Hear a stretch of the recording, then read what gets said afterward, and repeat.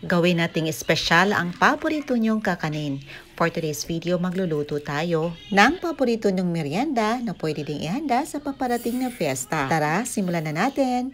So sa recipe ito, gagamit tayo ng 2 cups of glutinous rice flour, malagkit flour. Ito hinugasan lang natin ng mga 4 o 5 beses. Gagamit din tayo dito ng isang pirasong kinudkod na niyog. Nilagyan lang natin ito ng munting tubig. I-extract natin dito ang gata ng first piga. I-set aside lang natin ito.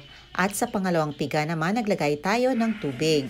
Approximately 1 3/4 cups ito. Naglagay tayo ng dahon ng saging sa ating paglulutuan dahil nakakatulong ito sa pagpapa-enhance ng flavor ng ating kakanin. Dito inilagay natin ang ating hinugasan ng malagkit flour, ang ating gata na 1 3/4 cups at saka 2 teaspoon of OB flavor. At ayan, minix natin ito para mag-fully combine ang lahat ng mga ingredients na nilagay natin. At syempre, for added flavor at sarap na din, nag-add tayo ng 3 stalks of pandan leaves. Ito lulutuin na natin. Gaya ng pagluto ng regular na kanin. Ito na, after a few minutes, luto na ang ating malagkit rice na nilagyan natin ng pandan at OB flavor. Hahanguin na natin ito at magluluto na tayo ng latik. Dito meron tayong 1 1/2 cup of gata, first piga. Nag-add tayo ng 3/4 cups of brown sugar. Lulutuin lang natin ito over medium flame until na maging latik. At kapag naging ganito na, nag-rolling boil na at naging malapot na, ilagay na natin ang ating nilutong bigas or malagkit rice. Niluto natin sa dahon ng saging, pandan, at nilagyan natin ng OB flavor. I-mix lang natin until na ma-fully coat ng latik ang ating malagkit rice. Hahanguin na natin ito at ilagay natin sa molde.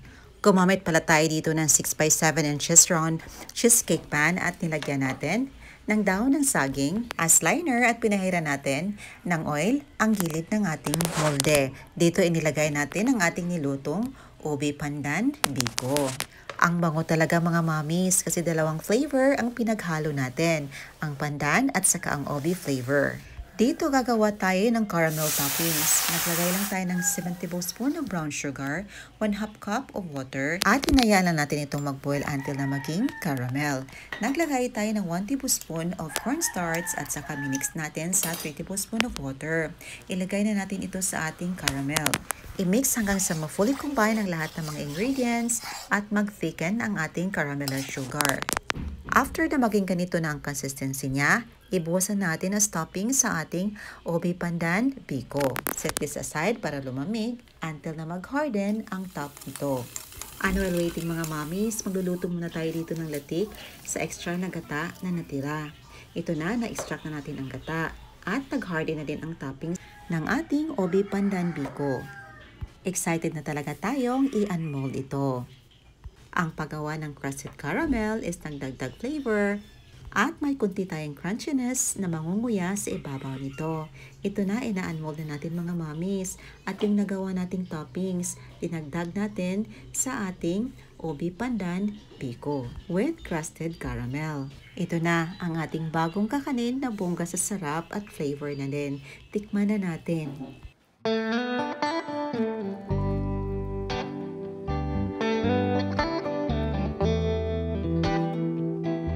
O diba, ang sarap tingnan at syempre ang sarap ding tikman.